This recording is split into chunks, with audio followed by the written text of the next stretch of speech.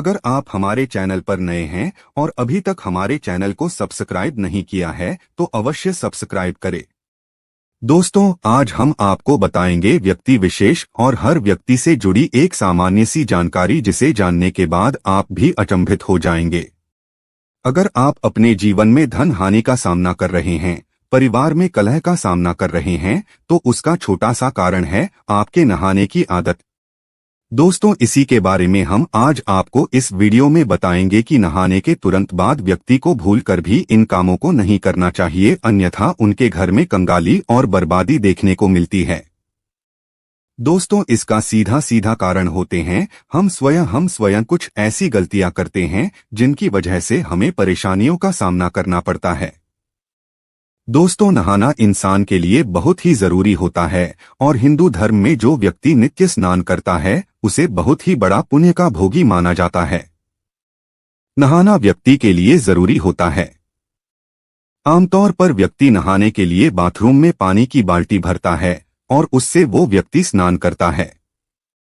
ये तो बहुत ही अच्छी आदत है, लेकिन कई लोग क्या करते हैं कि नहाने के बाद बाल्टी और जो नहाने की सामग्री होती है उसको यकायक ऐसे ही छोड़ देते हैं। बाल्टी में आधा जल भरकर ऐसे ही रख देते हैं। ये बहुत ही बुरी आदत है। नहाने के बाद बाल्टी को सीधा नहीं रखना चाहिए, उसे तुरंत ही उल्टा करके रखें। ऐसा माना जाता है कि नहाने के बाद जो पानी छोड़ दिया जाता है उसमें अगर घर का कोई दूसरा व्यक्ति स्नान कर लेता है तो उससे उसकी उम्र घटती है और साथ ही साथ उस पर नकारात्मक प्रभाव पड़ते हैं। दोस्तों, हर व्यक्ति अपनी किस्मत का धनी होता है। हर व्यक्ति के पास अपनी सकारात्मकता होती है, अपनी नकारात्मकता होती है, जिसके अनुरूप अगर आपका समय बुरा चल रहा होता है और अगर आप ऐसा कार्य करते हैं तो आपके परिवार के सदस्यों को भी उतना ही दुख देखना पड़ता है जितना आपको देखना पड़ता है। तो नहाने के तुरंत बाद आपको कभी भी अपनी बाल्टी में जल भरकर नहीं रखना चाहिए। इससे दोस्तों, एक तो ऐसे ही जल की हानि भी होती है और साथ ही साथ पारिवारिक सदस्यों को भी नुकसान का सामना करना पड़ता है। तो दोस्तों, कभी भी ऐसा कार्य नहीं करें। हाँ, अगर संभव हो तो आपको नहाने वाले शावर का यूज करना चाहिए। इससे धरती का जल भी बचता है और साथ ही साथ आपके कार्य में पानी भी कम लगता है। अगर आप ऐसा नहीं करते हैं तो कोई बात नहीं, लेकिन आपको पानी भूलकर भी छोड़ना नहीं चाहिए ताकि इससे आपको बर्बादी का सामना नहीं करना पड़े। दोस्तों, एक बात और है कि कई लोग क्या करते हैं कि नहाने के बाद विशेष तौर से पुरुष अपने जो भीतर पहनने वाले कपड़े होते हैं, बनियान और अंडरवियर, कभी भी दोस्तों किसी महिला से इनको नहीं धुलवाना चाहिए। इन वस्त्रों को अंतर्वस्त्र कहा जाता है और इन्हीं व्यक्ति को स्वयं ही धोना चाहिए। इसे वॉशरूम में ऐसे ही छोड़कर नहीं रखना चाहिए और विशेष तौर से रात्रि के समय तो इन्हें गीला करके भूलकर भी नहीं छोड़ना चाहिए। इससे घर में नकारात्मकता आती है और व्यक्ति के अंदर अगर नकारात्मकता प्रवेश कर जाती है तो उसके जीवन में बहुत बड़े कष्ट देखने को मिलते हैं। तो दोस्तों, पुरुषों और महिलाओं को भी अपने अंतर्वस्त्र स्वयं ही धोने चाहिए। इसे किसी दूसरे व्यक्ति से नहीं धुलवाना चाहिए और इस बात का आपको विशेष ध्यान रखना चाहिए। अगली चीज की बात करें तो कई लोग क्या करते हैं कि नहाकर आने के तुरंत बाद में वह व्यक्ति अपने पैरों को धोते हैं। दोस्तों, आपको भूलकर भी ऐसा नहीं करना चाहिए। नहाने के बाद मन पवित्र हो जाता है और आपको प्रभु भक्ति में मन लगाना चाहिए। आप अपने पैरों को धोकर वापस अशुद्धता का कार्य करते हैं। पैर धोकर आप सोचते हैं मन ही मन की आप शुद्ध हो गए हैं, लेकिन हिंदू धर्म में ऐसा करना वर्जित माना जाता है। हिंदू धर्म में पैरों से सिर की तरफ स्नान किया जाता है। अगली चीज है कि नहाते समय व्यक्ति को भूलकर भी मौन होकर नहीं नहाना चाहिए।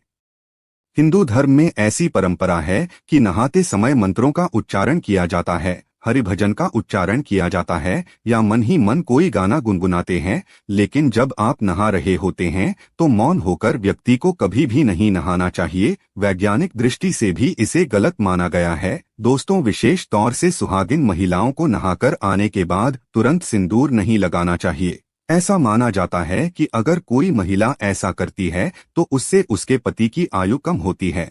हाँ, सिंदूर तो नहाने के बाद ही लगाया जाता है, लेकिन जब आप नहाकर आए तब आपको यह ध्यान रखना है कि अगर आपके बाल गीले हैं तब आपको सिंदूर नहीं लगाना चाहिए। ऐसा करके आप सिंदूर का अपमान कर रहे हैं और इसके साथ ही आपके ऊपर नकारात्मक प्रभाव आते हैं, नकारात्मक विचार आते हैं, तो आपको इसे लगाने से बचना चाहिए।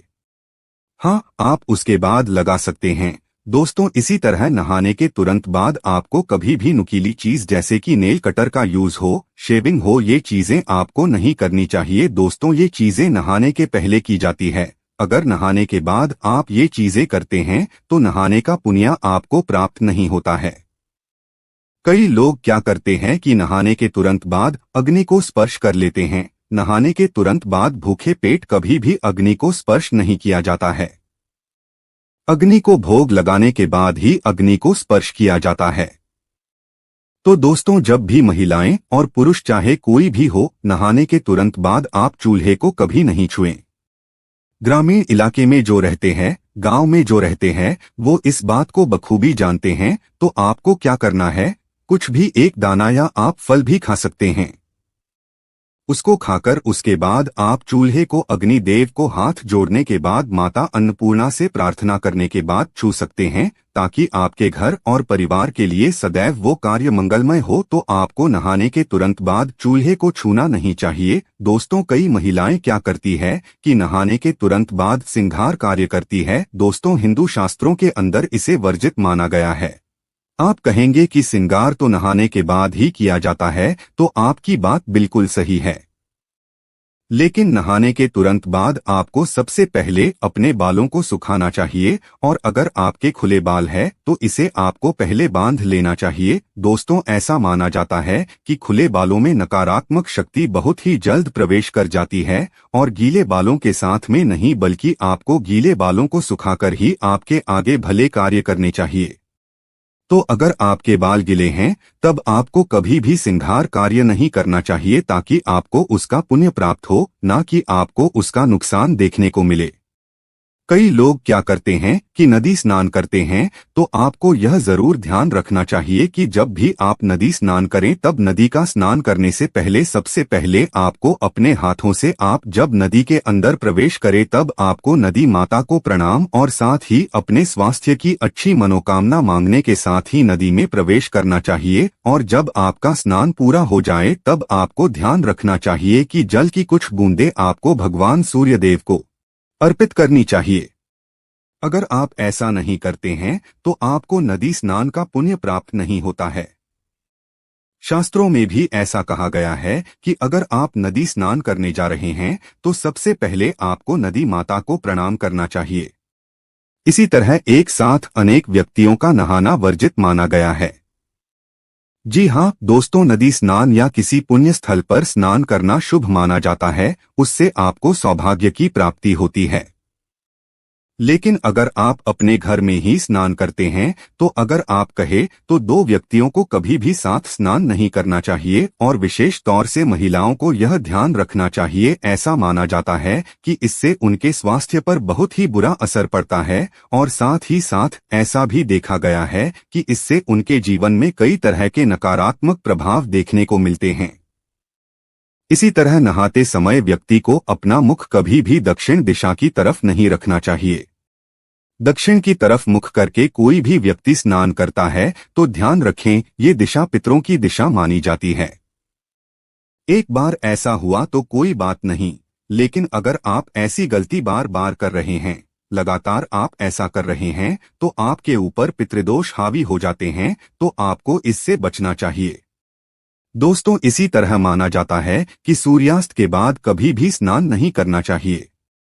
विशेष तौर पर जब सूर्य अस्त हो रहा है उस समय, उसके बाद आप गर्मी की थकान में रहते हैं और कई व्यक्ति स्नान करते हैं। अच्छी आदत है, लेकिन आपको सूर्यास्त के समय, जिसको गोधूलि बेला कहा जाता है, उस समय विशेष तौर से आपको स्नान करने से बचना चाहिए, अन्यथा आपको कई प्रकार की हानि का सामना करना पड़ता है।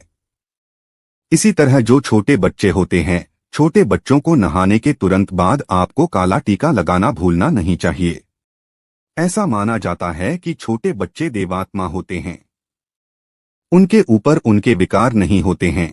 जिसकी वजह से नकारात्मक शक्तियां उन पर बहुत जल्द हावी हो जाती है, तो आपको भूलकर भी उन्हें नहाने के बाद कोरा नहीं रखना चाहिए। तुरंत बाद काला टीका लगा लेना चाहिए ताकि उनको कभी भी बुरी शक्तियां का सामना न करना पड़े और बुरी शक्तियां उनको कभी भी परास्त नहीं कर पाएं। आज के लिए बस इतना ही। तो दोस्तों, आपको यह जानकारी कैसे लगी हमें कमेंट में अवश्य बताएं। वीडियो को लाइक करें, कमेंट करें और अपने दोस्तों के साथ भी शेयर करें। धन्यवाद।